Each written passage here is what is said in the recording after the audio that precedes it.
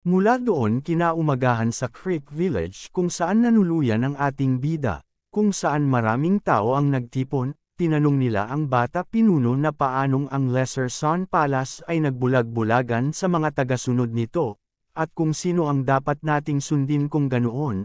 Habang sa loob si Yaltek ay pinagpawisan na sa takot tinatanong niya na nasaan na ang batang pinuno. Kung magpapatuloy ito, baka pumasok lang sila at sirain ang mga pinto. Tinawag niya ang pansin ni Haryong na tinanong kung alam mo ba kung nasaan siya. Hindi ko rin alam, tugon ni Haryong. Napahawak na lang siya sa kanyang ulo na umiiling-iling na seryoso. Walang isang araw ng kapayapaan mula nang bumalik siya, agad na sumulpot ang bida sa gilid nila.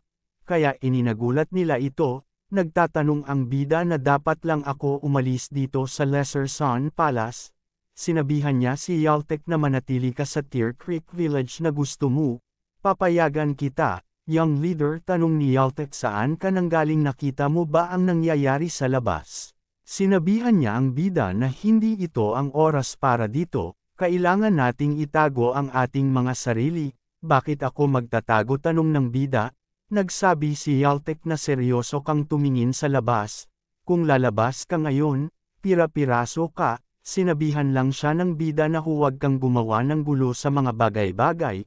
Pagbukas niya ng bintana sa mall, ubong sa kanya ang mga taong nayon na sumisigaw na ito ay ang batang pinuno ay lumitaw. Kaya agad na din siya bumalik kanila Yaltek. At agad na idang umupo. Habang ang dalawa na nalilito sa bida, bigla na lang napalingon sa labas si Yaltek dahil biglang tumatahik ang lugar. Napansin din natin na may tinignan ang mga tao sa labas kaya sila natahimik.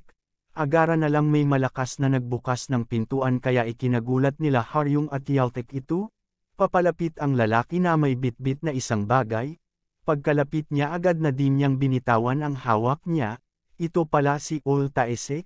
Pagkakita ni Haryong sa lalaki sa kanyang harapan agad siyang natulala. Sinambit niya sa kanyang isip habang umiiyak na ama. At biglaang siyang humingi ng patawad, dahil napagtanto niya na hindi ito maaaring maging ama ko, pero nagsabi ang kanyang ama na itaas mo ang iyong ulo, gagawin ko ito upang hindi ka na muling mabuhay sa takot. Humingi siya ng tawad kay Haryong na pasensya na itong walang kwentang ama mo. Napaiyak na tinanong ni Haryong kung ikaw ba talaga ang aking ama, niyakap niya ang kanyang anak na sinasabi na paprotektahan kita mula ngayon. Sisiguraduhin ko ito, Father, naiiyak na sinabi ni Haryong. Young leader, tanong ni Yaltek, ang nangyayari ay parang magkahiwalay na pamilya ang muling pagkikita. Pero sinabihan siya ng bida na pwede bang manahimik ka na lang sa mga oras na ganito. Habang tinignan nila ang mag-ama na masayang-masaya sa kanilang pagkikita. Mula doon sa Sun Cult Waterpick Marketplace, kung saan may 4 na tao ang naglalakad sa malakas na ulam. At sa bahay ng matandang servant ni Jay Galtung, kung saan napabuntong hininga siya na napasabi na dahil damobol ang dami ng impormasyon, 5 beses na ngayon ang dami ng mga dokumento na kailangan kong asikasuhin, kita natin sa lamisa na maraming nakatambak na mga impormasyon at meron siyang napansin kaya agad na siya nagsimulang tumayo. Ang bagal mo magbukas ng pinto, young leader, dali dito, saad ng isang lalaki. Tugon ng isa, bakit nagmamadali ka, sa pasensya isang birtod? Ito pala ang ating mga bida. Habang papasok sila anong ni Yaltek sa bida na anong kalokohan yan? Hindi mo ba nakikita na basang-basa na tayong lahat? Habang si Haryong sinasabihan niya ang kanyang ama na mauna na. Young leader, saad ni Jaygal, wala akong ideya kung ano ang gagawin sa kasalukuyang sitwasyon. Tinanong niya na maaari mo bang ipaliwanag kung ano ang nangyayari sa walang alam na matandang ito. Nakita natin na ang mag-ama na namamangha sa libro napasad pa si Taesek na Martial Master of the Central Plains habang si Haryong tinuturo ang isang bagay, nagsasabi na iyan ang batang pinuno na ito ay talagang mahusay na iginuhit. At si Yaltek na tamang patuyo lang sa kanyang damit. Napasabi na lang sa isip ang bida na kalat-kalat na sila. Saad ng bida na galing kami sa Tear Creek Village. Papunta na kami sa Lesser Sun Palace nang bumuhos ang ulan. Kaya bumaba kami. Sarcastic na tanong ni Jaygal na napakahirap bang intindihin ang mga salita ko, na hindi niyo alam na ang lugar na ito ay lugar na maaaring puntahan ng sinuman at napakadali hanggang ngayon. Tugon ng bida na ikaw ang nagbukas ng pinto para sa amin? Napatingin na lang si Jagal sa bida at gayong din ang bida sa kanya. Napahawak na lang siya sa ulo na sinabi na tama ka. Ako si Jagal, pakilala niya sa sarili sa kasamahan ng bida. As you can see, I'm not well. Kaya malamang hindi kita mabati, sana maintindihan niyo. Agad din naman sila nagpakilala na Ulharyong at Ul Taisik. Tinanong ni Taisik si Jagal na ikaw ang nagsabi sa batang pinuno na hanapin ako. Paano ka nakarating sa conclusion na iyon? Tugon ni Taisik na matagal na kitang pinagmamasdan. Kahit noong nasa Tear Creek Village ka, agad siyang tinitigan ng masama ni Taisik na hindi iyon ang sagot na hinahanap ko. Nagsaad siya na una. Nagtago ka na parang uwak at binabantayan ang ginagawa ko. At patuloy mong ginagawa ito kahit noong nasa Tear Creek Village ako. Anong mahirap na tanong ang iyong posisyon saad ni Jagal, maraming tungkol sa iyo ang hindi ko alam dahil 10 taon ka nang nasa Tear Creek Village. Maglalaan ako ng oras para obserbahan ka at matutunan ang mga ito ngayon. Ngunit nagsaad lang si Taisik na hahayaan kitang gawin iyon kung mabubuhay ka ng matagal. Nagsaad si Jagal na may isa pa akong dahilan para mabuhay ng mas matagal. Isa pang dahilan kung bakit ka mamatay, saad ni Taisik. Napasabi na lang sa isip ang bidaan martial arts laban sa literature para silang langis at tubig. Hindi sila nagkakasundo ng maayos sa isa't isa. Kaya pinahinto na niya sila. Nagsabi siya na hindi pinahihintulutan ang mga away sa pagitan ng mga miyembro. Yes sir, tugon ni Taisik. Hihinto na din ako, tugon din ni Jagal.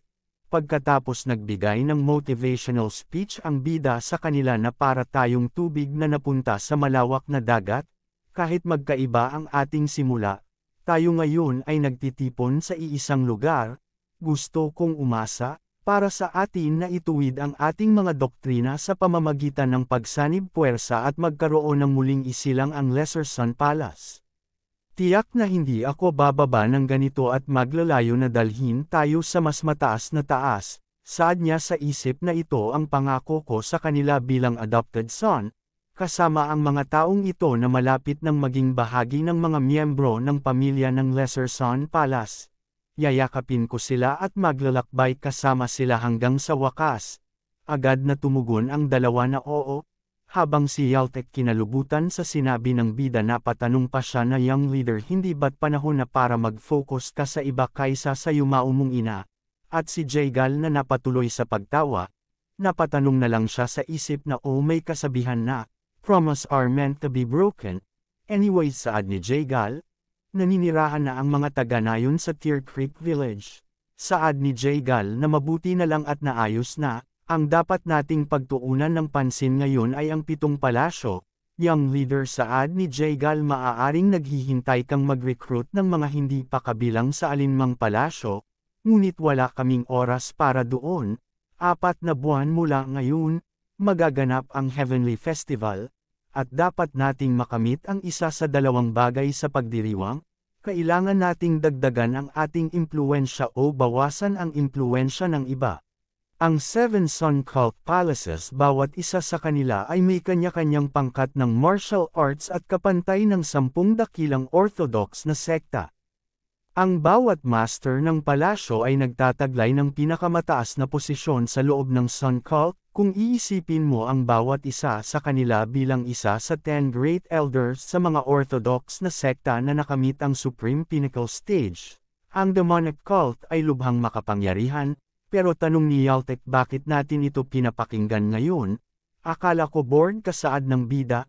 Tugon ni Yaltek na ito ay hindi kawili-wili, bagaman saad niya kay Yaltek na magiging interesante ito sa lalong madaling panahon.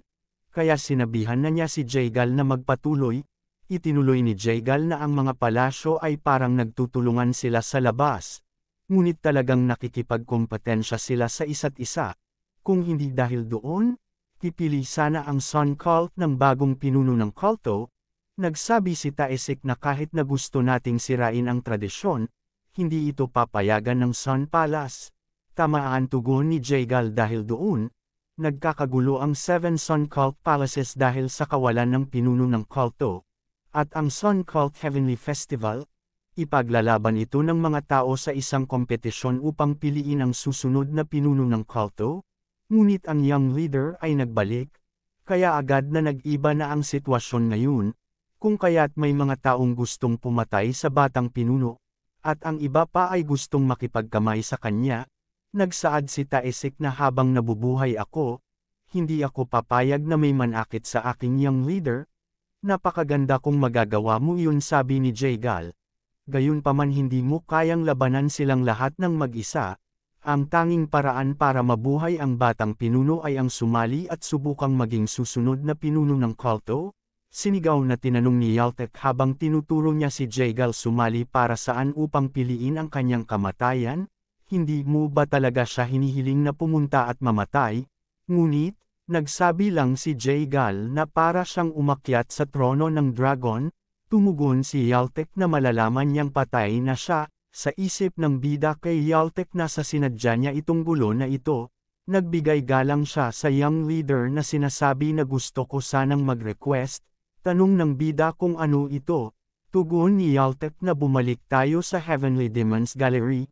Sinasabi niya na sa kasalukuyan, ang sumusunod na 3 tao ang pinakamalamang na kandidato na maging susunod na pinuno ng kulto, ay ang Blood Arts Palace Master, Yayalchian, Slaughter Palace Master, Guyang Rayong, at ang First Elder, Hong Raksan. Napasabi si Taesik na ang 3 ito ay pawangganap na martial master na nakamit ang Supreme Demon Realm at maaaring maging pinakamalaking hadlang.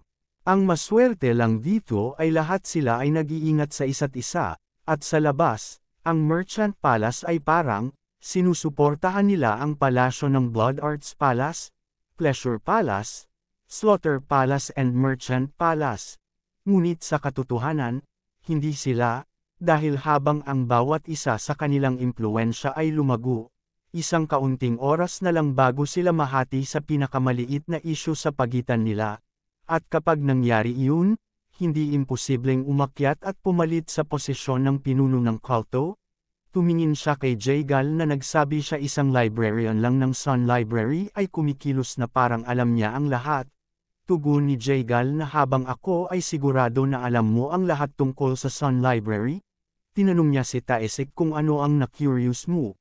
Nagsabi siya na mula sa simula hindi ito lugar para sa amin upang pagpaplano ng aming mga diskarte. Kailangan lang tumungo ng aking liege patungo sa Sun Palace.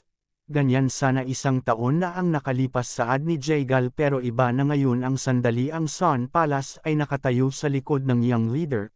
Sasalakayin tayo ng 4 na palasyo at matatalo tayo. Posible iyon, sigaw ni Taesik habang ang Sun Heavenly Demon Squad ay nasa paligid. Tinaas lang ni Jaegal ang dalawa niyang daliri na sinasabing 20%. Ano, nagtatakang sambit ni Taesik?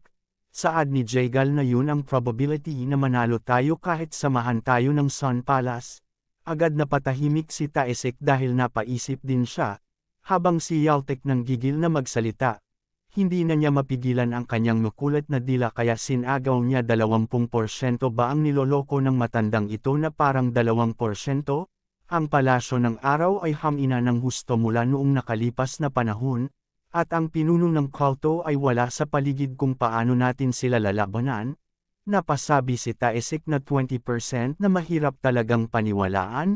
Sigaw ni Yaltek, yan ang sinasabi ko. Ganoon ba sila kalakas, tanong ni Taesik? Agad na sumang-ayon si Yaltek pero agad din siya nagtaka sa sinabi ni Taesik.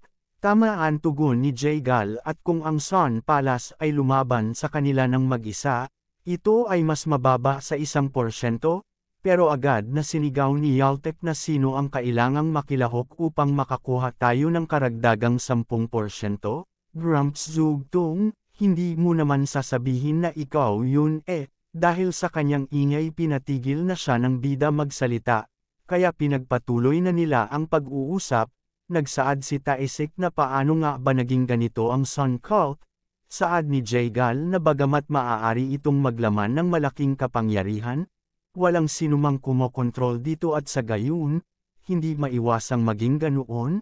Napaisip ang bida na mukhang ang demonic cult at ang Central Plains ay hindi lahat na naiiba at isang bagyo ang paparating.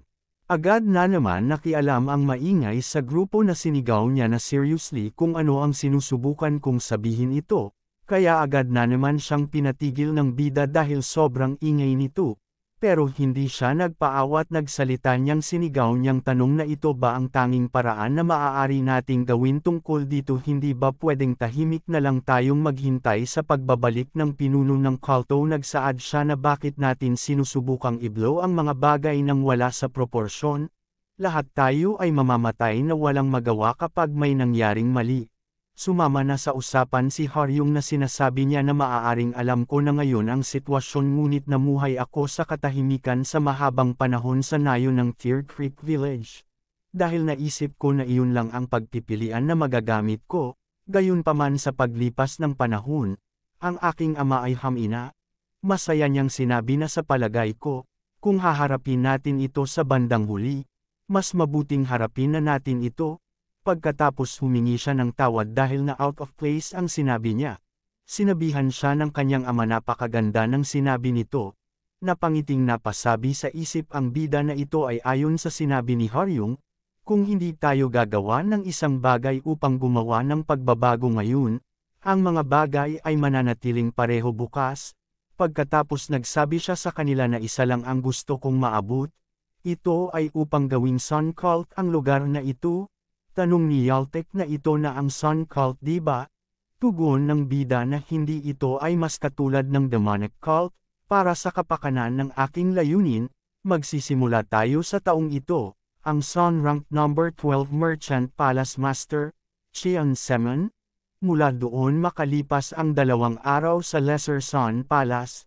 Sa loob nandito ang ating bida na pinapaangat ang kanyang level. Nagkaroon agad ng resulta ang kanyang ginagawa na umabot sa 1 star, 3 stars, at hindi kalaunan ang 7 stars. Sa isip niya na isang lamang 7 stars pagsisimula lamang ay halos hindi makatutulong sa akin na makamit ang Supreme Pinnacle Stage.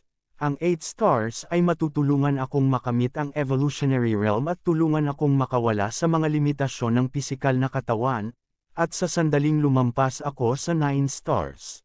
Dahil sa kanyang pagpilit na mapaangat pa ang kanyang level dahil doon nagwawala na ang kanyang demonic energy dahil sa hindi na niya kinaya ang kanyang nilalabas na demonic energy kaya nahihirapan na siyang makontrol ito. Napasabi siya sa isip na isa talaga itong martial art na hindi ko dapat gamitin ng walang ingat. Hanggat nasa 7 stars ako, hindi ito kumpleto. Sa sandaling maabot ako sa 9 stars, ang aking Baihui Acupoint ay babahain ng demonyong enerhiya at isang kakaibang pakiramdam ang damaloy sa loob ko. Ngunit ang pagkamit niyan ay sumisimbolo sa aking pagiging heavenly demon. Walang pinagkaiba sa pagpapalam sa buong mundo tungkol sa akin. Pagkatapos naglalakad siya nang nakita niya si Ulharyong kaya napangiti na lang talaga siya. Pagkatapos tinanong niya kung ano ang problema. Nahihiyang na humingi pa umanhin si Haryong dahil sa na-misunderstood niya ang bida, at dagdag niya na binigyan mo pa nga kami ng tatay ko ng hiwalay na bahay. Mukhang narinig niya lahat kay Ultaesik. Sinabihan siya ng bida na huwag kang mag-alala tungkol doon. Alright, tugon ni Haryong. Habang papatalikod ng bida nagsaad siya kay Haryong na huwag mag-atubiling gawin ang anumang nais mula ngayon. Ito ang uri ng lugar na ang Lesser Sun Palace. Kaya namula na lang talaga si Haryong sa narinig niya sa bida, kaya nagpasalamat siya bida ng sobra at nagsabi siya na mangyaring huwag mag-atubiling utusan ako kung mayroong anumang mga gawain na dapat gawin, babayaran ko ang iyong pabor hanggang sa katapusan ng aking buhay. Napasabi na lang ang bida sa isip na like father like, daughter ha, gawin natin iyon, kung gayon, kaya napangiti na lang si Haryong bilang tugon. Agad na may sumigaw na ang Merchant Palace ay humihiling na makipagkita sa young leader, at may sumigaw ulit na ang Pleasure Palace ay humihiling na makipagkita sa young leader. Napasabi sa isip na lang ang bida na eto na sila. Sa labas ng Lesser Sun Palace Southern Gate, kung saan nagharap-harap ang dalawang panig, kung saan pinagtityaginan sila ng maraming tao. Tinanong ng mga tao hindi ba sila ang Forbidden Squad at ang Pleasure Palace's Soaring Phantom Squad? Anong ginagawa nila sa harap ng Lesser Sun Palace? Napasabi sila na anong gulo ang gagawin nila. Sa pagkaharap ng dalawang panig unang nagsalita si Chun Amo na akala ko may mabahong amoy dito, at tinanong niya na dapat ay iwagayway muna ang iyong mga buntot sa brothel ngayon. Anong ginagawa mo dito? Pleasure Palace, Young Palace Leader? Jihami? Tugon niya na nako, hindi ba ito ang Polaka na nagtangkang saktan ang batang pinuno sa pamamagitan ng pagdadala sa kanya sa Golden Sky Gallery? Nakalabas ka ng ligtas ha?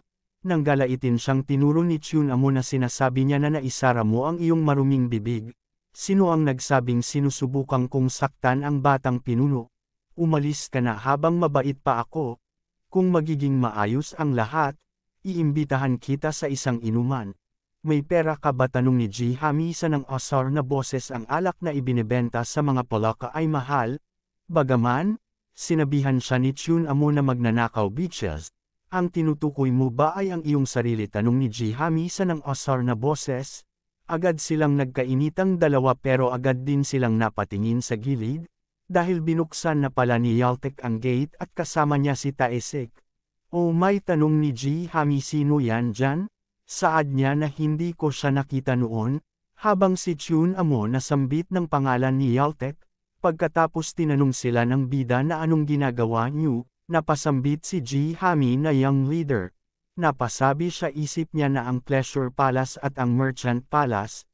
Nagsaad siya na paanong bastos sila, kaya agad sumigaw si Yaltek at tinanong kung anong ginagawa niyong mga bastos.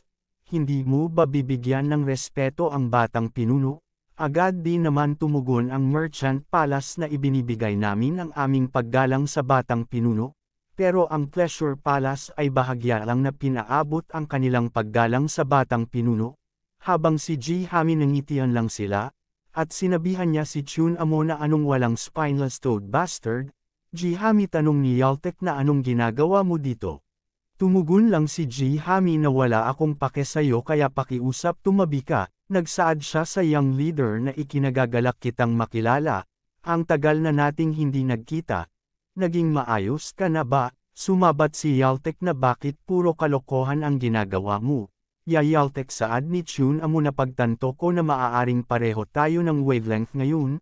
Baka na-realize mo na yan, sinigawan siya ni Yaltek Polaka kung kakausapin mo ang iyong sarili. Pagkatapos ay makipag-usap sa dingding, at sinigawan din siya ni Jiham ina na ikaw bastardo ka? Napatingin na lang ang bida sa kanila, at sinabihan na niya si Yaltek na dalhin mo sila sa loob. Habang sa loob na nakaupo ang bida at si Taesik na nakagwardiya sa kanya. Nagsalita ang tao sa labas na pinapauna si Jihami na pumasok. Pagpasok niya agad siyang nagsalita na gaya ng inaasahan kong ang batang pinuno. Ang Pleasure Palace mas mabuti kaysa sa pawisan na Merchant Palace. Tanong niya kung tama siya, pero tinignan lang siya ng bida. Tanong ng bida kung mainit ba, paumanhin tanong ni Jihami hindi naman. Huwag mong igalaw ang palda mo sa paligid. Napatinijin lang si siya sa bida na lilito. Agad siya napangiti. At nagsaad siya sa bida na mukhang naging interesado ka sa panitikan sa mga araw na ito. Laking gulat ko nang makatanggap ako ng ganoong sopistikadong sulat mula sa iyo. Sopistikadong sulat tanong ng bida. Parang sinasabi mo na hindi sopistikado ako dati. Hindi ako sigurado tungkol doon saad ni Jihami ngunit napukaw mo ang aking interes. I wonder kung kasing sopistikado ka rin sa gabi. Sinabihan siya ni Taesik na manatili ka dyan, pero agad tinanong niya ang bida na kanina pa ako nagtataka. Pero sino ta? Ito ba ay isang bagong katulong na kinuha mo? Tinanong niya si Jihami na mukha ba siyang katulong sayo? Tugon niya na wala pa akong narinig na mga batang leader na kumukuha ng mga bodyguard escort. Kung sinabi mo ito sa Pleasure Palace ng mas maaga, maaari kaming nagpadala sa iyo ng mga bata at magagandang babae.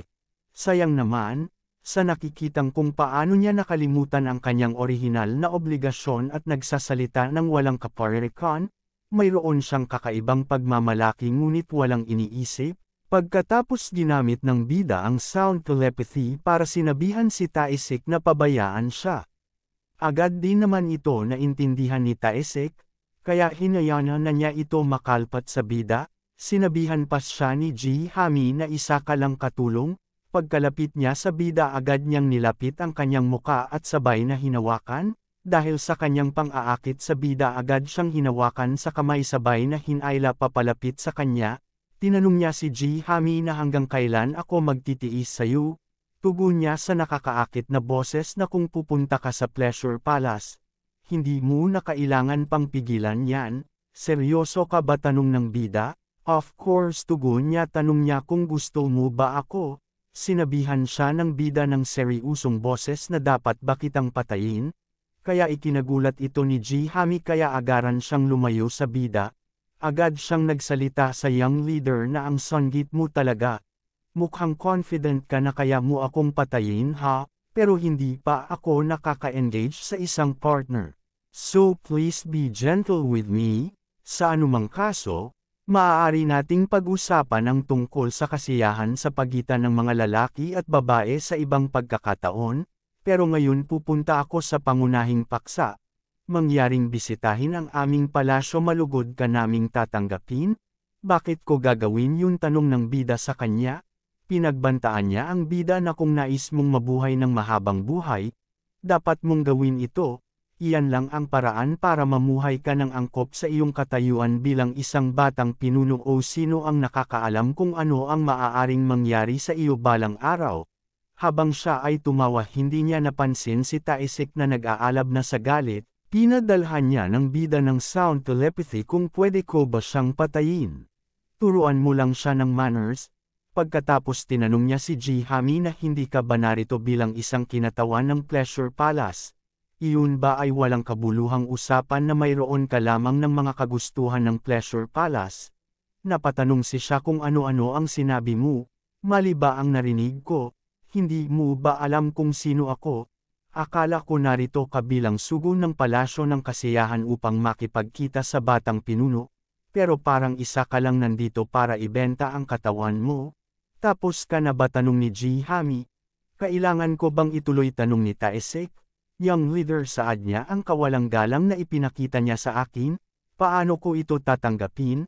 Pero nagsaad lang si Taesik na disrespect, baka may mas kawalang galang pa kaysa sa bastos mong bibig. Ikaw ay isang malubhang kriminal na lumabag sa ating mga batas ng kulto. Una, hinawakan mo ang mukha ng batang pinuno ng walang pahintulot. Pangalawa, naglakas loob kang banta sa kanyang kaligtasan. Kahit napatayin ka namin ngayon, makatwiran kaming gawin ito. Ikaw, galit niyang tanong na kailangan mo ba talagang mamatay bago magising sa iyong katinuan? Pagkatapos niyang sabihin, agad niyang inatake si Taesik. Napaisip ang bida na I guess the lesser palaces ay talagang malapit sa zero na autoridad. Anong problema ng ilang individual na ito? Ganito na ba lagi ang kultong demonyo? Habang palapit na ang atake, kalmado lang niya itong tinatitigan at nilingan niya pa ang bida na nagpapahuwatig kung ano ang kanyang gagawin. Sinabihan siya ng bida gamit ang sound telepathy na basta wag mo ang siya patayin. Habang papaatake si Ji-hami papunta kay Taesik, at nung nakalapit na kanyang espada, nagulat na lang siya dahil madali lang naharangan ni Taesik ang pag-atake nito gamit lang ang kanyang aura. Habang sa labas ng silid, narinig ang nangyayari sa loob. Kaya't agad na nag-aalalang napasambit si Yaltek sa kanyang young leader. Pupunta na sana siya sa silid pero agad na hinarangan ng mga babae na galing sa Pleasure Palace ang silid ng young leader. Galit niyang sinabihan sila na umalis agad, pero tinignan lang siya ng mga babae na galing sa Pleasure Palace. Kaya agad na niyang nilabas ang kanyang patalim at tinutok sa mga babae at sinabihan niya ito na umalis kayo mga bitches. Habang kay Chun-amo na nagkokampot na kung ang batang pinuno ay namatay dito, ito ay isang dagdag din para sa akin. Nagsaad sila na huwag kang mag-abala, dahil sa walang nangyari. Pero agad silang nagulat nang may ingay nagaganap sa loob, kaya agad silang napatingin sa silid ng young leader. Sa loob kung saan may nahulog ang isang wasak na patalim at si Ji-hami nakaupo na sa sahig na punit-punit ang mga damit at kita natin ang bakas ng aura ni Taesik sa buong katawan nito. Napatanong siya kung paano mo. Sigurado ako na abot kita. Paano? Ito ay isang martial art na pansamantalang kumukuha ng panloob na enerhiya at pagkatapos ay sesabog ito, dahil nagmula ito sa Heavenly Demon Divine Arts. Imposibleng maging karaniwan ito. Ito ay karapat-dapat na tawaging isang demonic art, pero habang tumatagal, mas lalong nagiging disadvantage para sa kanya, ngunit nalalapat lamang iyon kung makakatagpo siya ng mas malakas na kalaban, pansamantalang nagbibigay ito sa kanya ng napakatinding lakas, ngunit hindi pa niya ito magagamit ng tuloy-tuloy. Napatanong si Ji-hami na anong ginawa mo, hindi masisira ang pangangatawan saad niya habang nagsisimulang tumawa. Napatanong siya kung ito ba ay isang nakatagong armas. Tinanong siya ng bida kung ito ba ang na hindi man lang marunong humawak ng espada niya, nakakadismaya. Hindi namin gagawin, sigaw niya sa bida, pagkatapos hinawakan siya ng bida sa muka at tinanong na paano mo haharapin ang iyong pagkakasala. Tinanong niya kung anong ginagawa mo sa akin.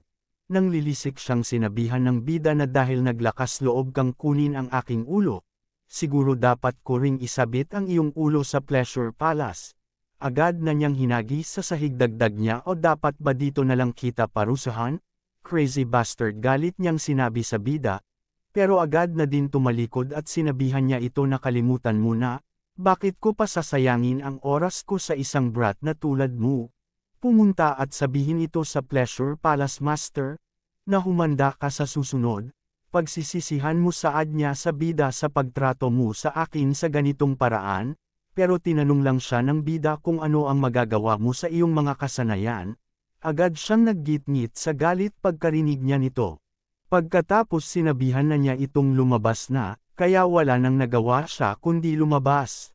Kaya napangiti na lang talaga ang bida. Sa wakas nagkaroon ako ng pagkakataong tanungin ka, kung sino ang tunay na ikaw, sino ang nakakaalam, tugon ng bida, pero agad din siyang nagulat sa kanyang tugon, kaya agad niyang tinanong kung anong ginagawa mo ngayon. Bumangon ka na, agad na humingi ng tawad si Taisik kung nasaktan kita. Ayos lang saad ng bida, huwag mo na lang ulitin. Ayon sa gusto mo, tugon ni Taisik, hindi ko na itatanong iyon. Nagsaad si Taisik na bagamat mukhang maamo ang Pleasure Palace Master, siya ay isang taong mas malupit at may mainit na temperatura kaysa sa iba. Sigurado akong hindi niya ito papalampasan. Tama ka, tugon ng bida. Sinabihan niya ang bida na alam mo hindi pa huli ang lahat para mabawi si Ji-hami. Inisip niya na para pakalmehan siya at gamaan ang pakiramdam niya. Kaunting oras na lang ay magkabanggaan na sila. Habang si Taisik sa kanyang likod nagsasabing tatanggalin ko siya habang nagpapalabas ng killing intent, kaya agad siyang napalingon dito. Sinod ni Taisik na kahit nahayaan natin siyang mabuhay, kakaladkarin lang nito ang mga bagay-bagay. Baka mas mabuting patayin na lang siya ngayon at pagkatapos ay magkusa na ayusin ang mga bagay-bagay sa Pleasure Palace. Wala naman tugon ang bida dito. Sa isip niya na nakalimutan ko, na ang taong ito ay isang demonyong nilalang hanggang sa kanyang buto, kaya sinabihan niya si Taisik na siguraduhin hindi ka papatay ng sinuman maliban kung ipag-utos ko sa iyo na gawin ito. Naintindihan mo, as you wish, tugon ni Taisik. Sinod niya sa isip na walang ibig sabihin, ang ginagawa lang nito ay magtayo ng sandcastle na may bundok ng mga bangkay, ayon sa mga record ng pagraranggo. Tila labis na pinahahalagahan ng Panginoon ng palasyo ng kasiyahan ang kanyang pamilya. Kaya, huwag munang gumawa ng anumang galaw, hindi hanggat hindi ako kumikilos. Napaisip siya kung ang Pleasure Palace Master ba ay isang tao na maaaring magbago. Paglabas ni Ji-hami agad na nagulat ang mga kasamahan nito at nag-aalala nilang tinanong kung ayos lang ito. Nagulat na patanong sa isip si Yaltek kung ano nga ba ang ginawa nila sa kanya. Si Ji-hami isang batang pinuno ng palasyo, gayunpaman, gaano kalayo ang narating nila. Habang sa kay Chun-amo napaisip siya na ang little lustful ghost, you good for nothing bastard, siguradong naakit mo si Ji-hami gamit ang isang uri ng pangkukulam, ha? Agad nidang lumabas sa silid ang bida at ang saad siya na Terena, pasensya na kung saan, tanong ni Yaltek. Saad niya na sapat na ang amoy ko ng pabango, oras na para mag-amoy ng pera, at lumapit siya kay Chun-amo at nagsabi na Terra, sa Merchant Palace. Mula doon lumipat ang ating eksena sa Sun Cult, Earthquake 7 Sun Cult Palaces, Sword Killer Palace, kung saan meron isang tao ang tumawatawag sa kanyang yaya. Ito pala si Yewo kung saan galit na galit siya. Tinanong siya ng kayang yaya kung ano ang nangyari, hindi mo ako tinawagan dahil gusto mong pag-usapan ito. Nakipagkita ka ba sa batang pinuno? Nagsaad si Yewon na wag mo na ulit ipaharap sa akin ang taong yan. Dahil ayoko ko na siyang makita pa. Anong nangyari, tanong ng kanyang yaya sa kanya, dahil ba ang tagal mo nang tumira dito? Na nalulungkot ka na hiwalay ka sa kanya?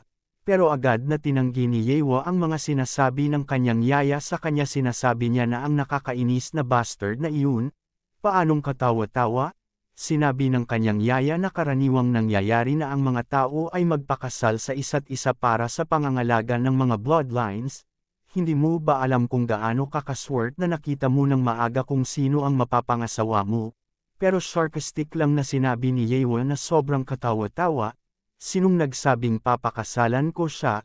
Mas gugustuhin kong magpakasal sa taong hindi ko pa nakikilala. Nagsaad ang kanyang yaya na siya ay mula sa isang kagalang-galang na pamilya at ang gwapo niya. Wala siyang pagkukulang, higit pa rito, mas magaling siya sa martial arts kaysa sa iyo, kaya hindi mo kailangang mag-alala na mahuli ng iba. Tanong niya na kagalang-galang na pamilya ha ang cult leaders, kung saan ang tungkol sa kanya ay hindi alam na sila ay mas tulad ng isang pamilya na drag-in pababa. Kahit ano pa, hindi ko gagawin, hindi ko siya pakakasalan. Pinakiusapan siya ng kanyang yaya na hinaan mo lang ang boses mo. Kung marinig ito ng Palace Master, pero sumigaw lang si Yewo na hayaan mong marinig niya ang sinasabi ko, hindi naman kasi nasa paligid ang pinuno ng kulto. Ano ba ang dapat kong katakutan? Bakit kailangan ko pang pakasalan iyon para sa wala? Pinatigil siya ng kayang yaya, pero agad na may nagsalita na sino ang maglakas loob na magsabi ng ganoong bagay? Ito pala ang Palace Master.